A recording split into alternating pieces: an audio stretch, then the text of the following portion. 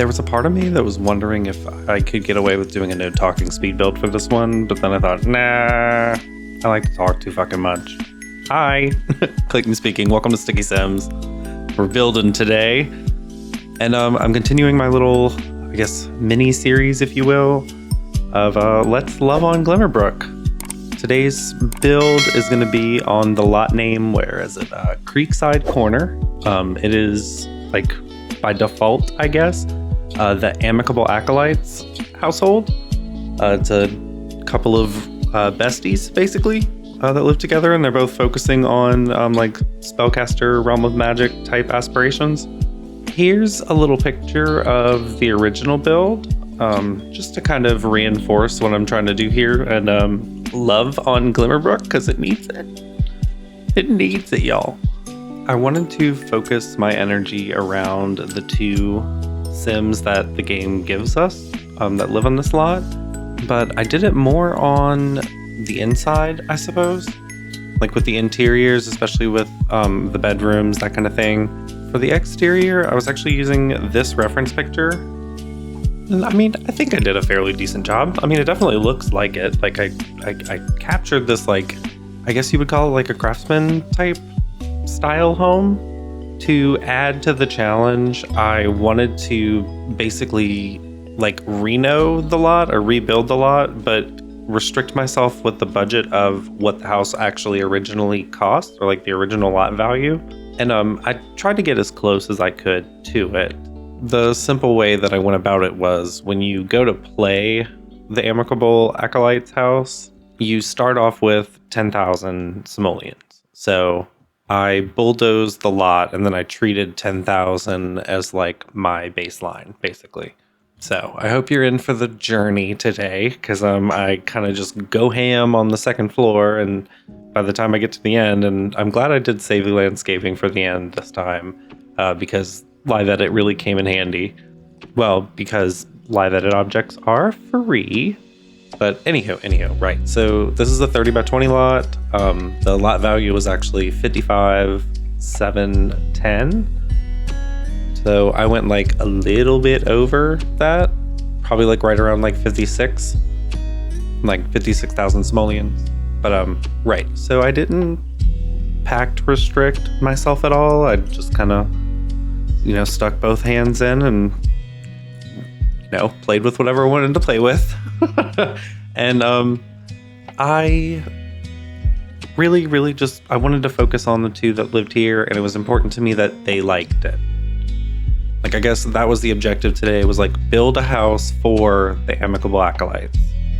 That said, also, this is my first time actually like building on this lot. And until I really like played on this lot, I guess I never really like went around the neighborhood that much in Glimmerbrook. Whenever I was playing in Glimmerbrook previously, I usually would just kind of hang out on the lot that I was on, or I would end up in the magic realm. A big like crossover gameplay that I like to do is the whole gemology with Crystal Creations and the Realm of Magic pack. Makes me live my little voodoo man fantasy. I guess like now that I've done it on this lot, I've built on this lot, I would say that it's definitely a perfect lot for people that like to do like diorama type builds, mostly because it's kind of like a lot in the corner. Like, it does say it's Creekside Corner, but it's like literally in the corner. So I kind of really didn't go too hard, if I'm being honest, on the backyard, mostly because the views and everything that there is to be seen from this lot is from the front. And this, for some reason, atrocious circular drive, which a part of me feels like they were going for this whole, I don't know, like bits and pieces of like Art Nouveau or something throughout this pack. Or mostly, I guess, the build by items. And I guess the circular drive is supposed to be like whimsical or whatever, but I really just, Now, the drive does go all the way up to the corner of the lot, but it's still not centered, and it's just kind of awkward because it's circular. It's like, does that make sense? You'll kind of see it a little bit more at the end when I'm playing with the terrain paint. I still just try to save terrain paint for the end. It can sometimes be so meticulous, and it's really devastating when it just vanishes sometimes. Because I was attempting this like craftsman type build, and I just kind of wanted to really like challenge myself to experiment with other things, try mixing and matching, seeing what kind of things I might end up liking or might end up working, you know what I mean? And to be completely honest, half of them were like busts, so this video probably could have been a good like 15 minutes longer, but I just ended up cutting a lot of stuff out because I was like, I ended up completely going in a different direction, so why would I leave in like a good 3 minutes of me just, I don't know, fart poking around or whatever. There were some of them, like this little roofing piece that I did on the back patio. For a minute I was like, maybe it'll grow on me, and I went back to it, like I think it was like about 45 minutes to an hour later, and I was like, no. It's like, I see what you were going for, but boot.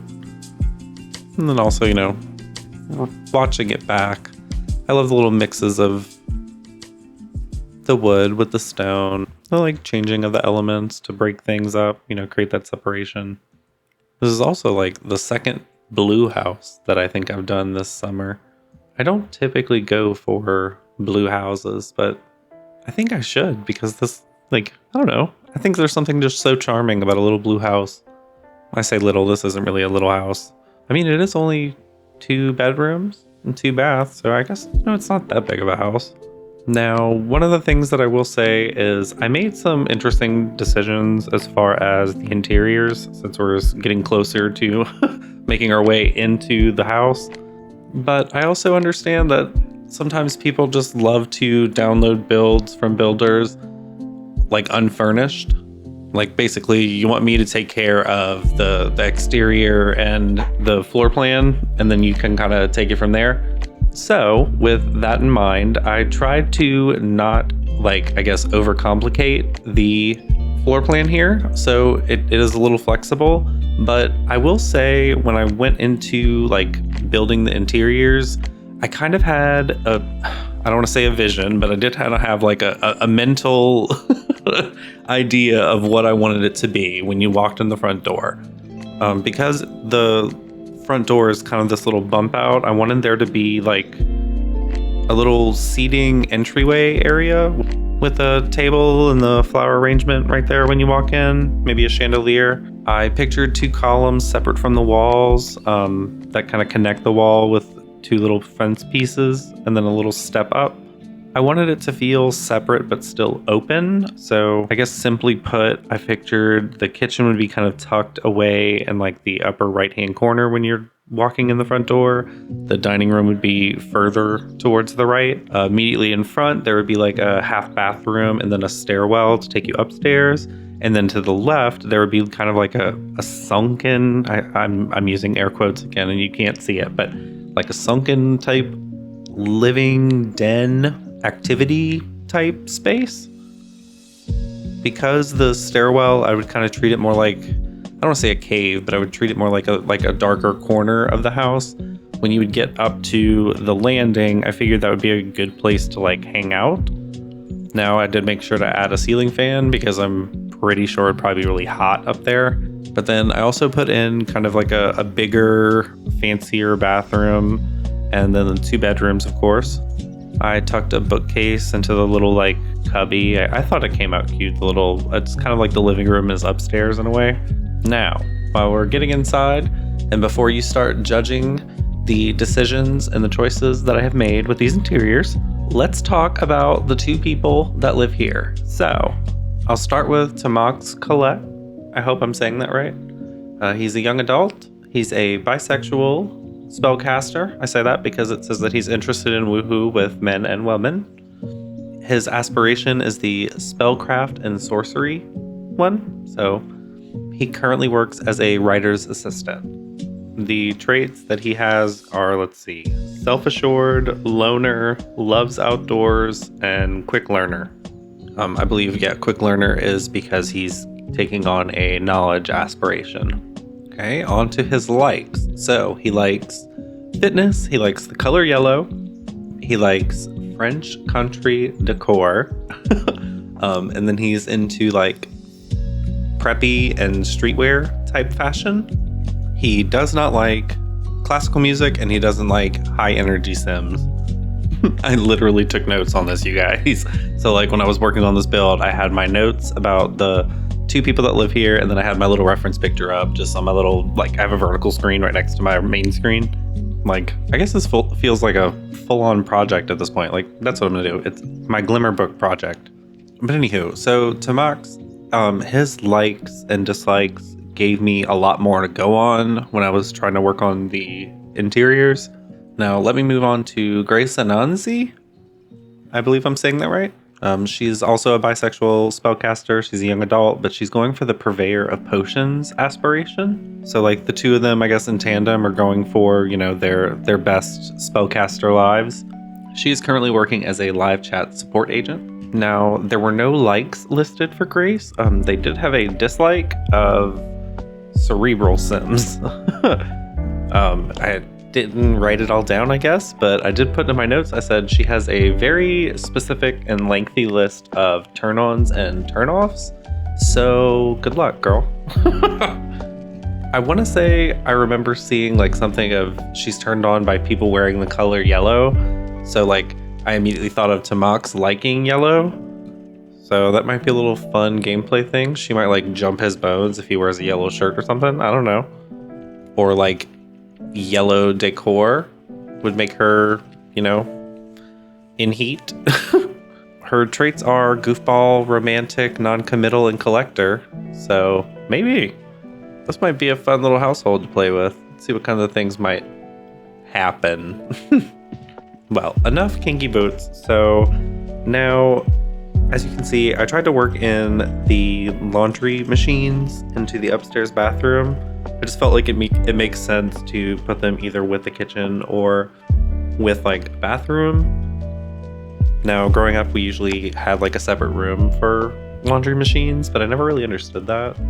Like, I guess other than the fact that they're loud, but I don't know. My laundry machines in my house are like in this like little nook in the hallway, so they don't really have their own room, but I guess you could consider the hallway a room. Anyways, now, like I said, I didn't really get much from what Grace liked as far as decor and colors and such.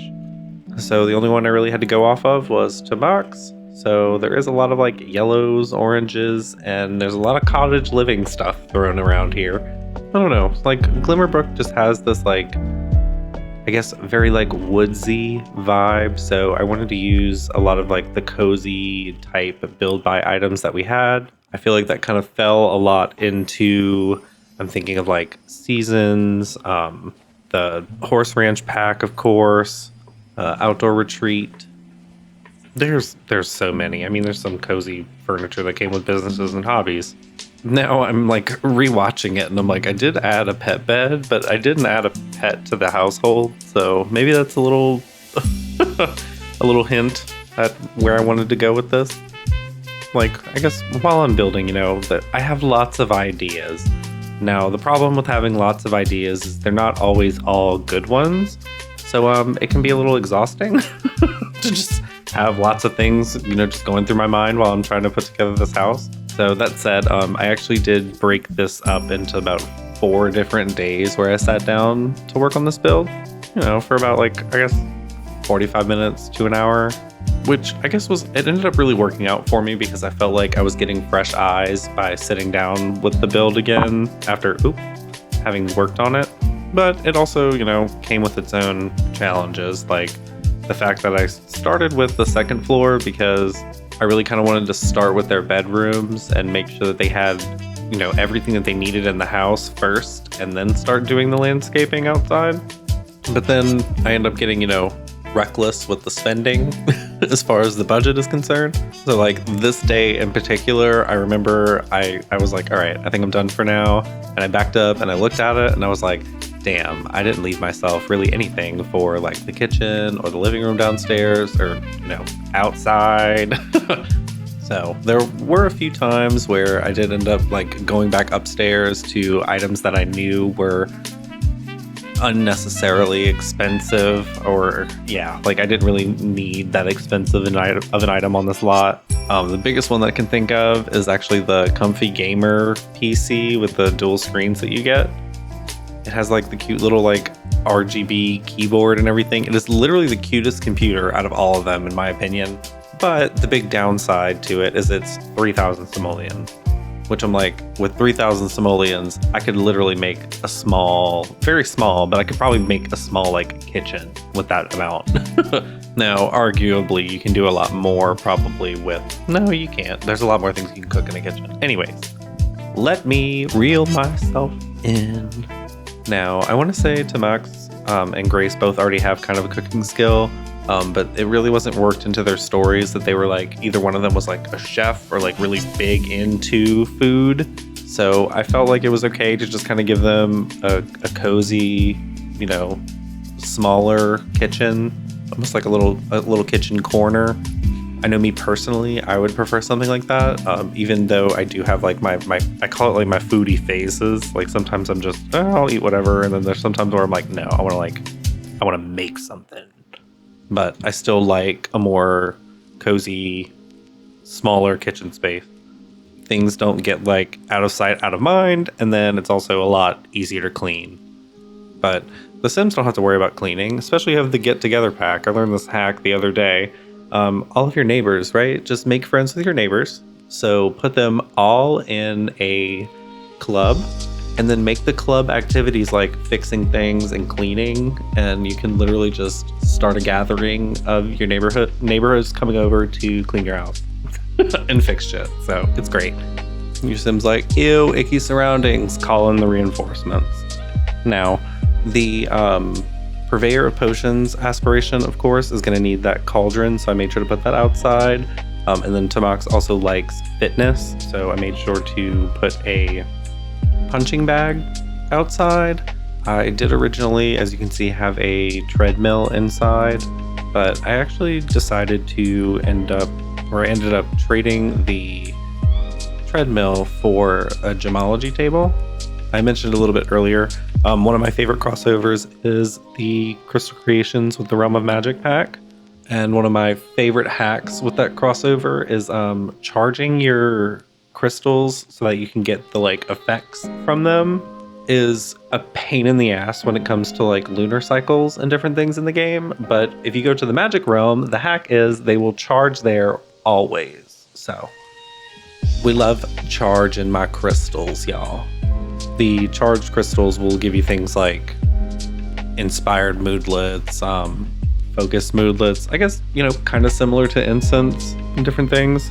Candles, trying to think of other little like mood changing gameplay items. Oh no, I was so wrong. I went to our good friend Google, found out like depending on which crystal has different effects, right? So like it says here, like alabaster will help with angry, embarrassed, sad, or scared moodlets. They'll fade much faster. Some of them will help Sims get over breakups faster, gain creative skills faster, career and score chance cards are more likely to succeed. So yeah, you want your crystals charged, I guess is the point that I'm trying to say here. And the Realm of Magic little hack helped me phenomenally. I added in a base game piano because I love adding in pianos, and I do. I have a piano, I play the piano, and I want to add a piano, so I did. Part of me, it might just be my own little specific niche feeling, but I feel like an upright piano should be a base game item in the same way that a freaking grand piano is a base game item. I could also go on for days about what things I think should be base game items at this point. But anywho, one thing that I do want to mention while I'm thinking about it, I was playing around with the ceilings this time, and I actually tried doing like different ceilings on different parts of the build, and I kind of like it. Like how it just kind of, it created like a separation in the spaces. If you don't like it, I mean, you can just change the ceilings. It's not that hard. When you go to your like floor pieces, there's a little option in like the second little panel to do ceilings by room, and you could just change it. But I wanted to try different things. I guess the other, point I wanted to make at the beginning of this video was you could always just download it unfurnished if you think that my interior choices were, questionable at best. Sometimes I was questioning myself watching this back, but anywho, there are like 27 places to sit, Being that they're both young adults, I figured that it would make sense that they would probably have people over often. They're pretty tight with some of the people that work over in the magic realm. Also, I felt like because Tavax liked like preppy and streetwear, I figured that it would also be nice to kind of add in some of the city living items just to give like little touches of like more modern, sleek flair. I don't know where I'm going with this. Like when I zoom out and I look at it, I'm like, it's a little hodgepodge, but I kind of like it. I will say that some of the items that we got with the Realm of Magic pack are really, really hard to mesh or mix and match with other packs. However, I will say, recently we got the Enchanted by Nature pack, and I think some of those items might cross over well with the Realm of Magic style. Haven't really experimented with it yet. That might be in one of my builds coming up. I might experiment with that kind of thing. Pray for me in those swatches, okay? Because that's usually the hard part when it comes to trying to like mix different packs together. The swatches just may not match. So, okay, we're getting outside now into the landscaping. Now, I first originally tried to do my own thing and pulled out a bunch of pieces, just tried to like find my happy little balance of looking at the house from, like I guess a zoomed out point of view.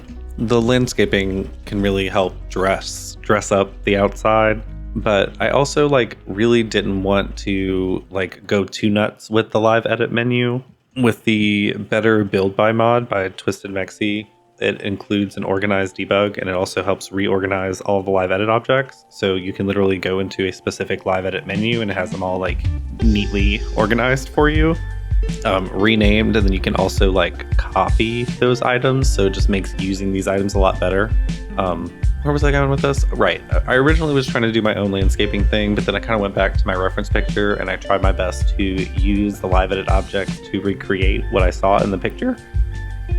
Now, some of it didn't fully make sense to me, either because I wasn't familiar with what plant it was, or the fact that it was probably just like a render from some, I don't know, like I think I got it from Instagram or Pinterest. It was probably modified by AI, which that's probably the reason, but there were a couple times, like right here on the kind of left-hand side, where I just ended up making my own little decision about how I wanted something to go. I don't normally mix up shades, like I guess in this way. Not the shades, but like the grass. Like the grass, I want it to blend in as much as it can, and this time just going with just the dried up grass, it was kind of throwing me off for a second. Now, the front porch, I kind of left the front porch mostly open. When I was looking at different pictures of craftsman type homes, the front porches are usually left pretty open and empty. So I guess in my mind, I felt like it made sense. The backyard, on the back porch, there's only about like 2 or 3 items that are actually functional on the back porch, if I'm being honest with you, because the majority of them I got from the live edit objects. Also, I fought with this thought for a good while, but I ended up not putting stairs or a ladder. So if you want to, you could probably like lock your Sims out on the back porch if you wanted to, and do what you will, leave them there, whatever. Anyways, I spent way longer than I probably needed to with this little, I made this little arch kind of like plant display. I don't know, I just wanted to make something cute, something nice for a picture, but I guess at a certain point I realized that I didn't really have like a vision or a picture in mind of what exactly it was that I wanted to build. So I kind of took that as my sign. I'm like, you know what, maybe we need to wrap this build up. Maybe this painting is finished, But did that stop me? Absolutely not. We still, tinkered and moved a couple things around. I was like picturing your Sims sitting at this little table, and then there being, some cute little flowers, just a cute little quiet corner tucked away. Even though I don't think your Sims can actually sit at those chairs because they're live edit. But anyways, I definitely tried a bunch of different things. I was trying to find some type of faux fencing that I could do, but I had already made the decision of the curved platform, and that really, made things a little tricky. So we just, moved on.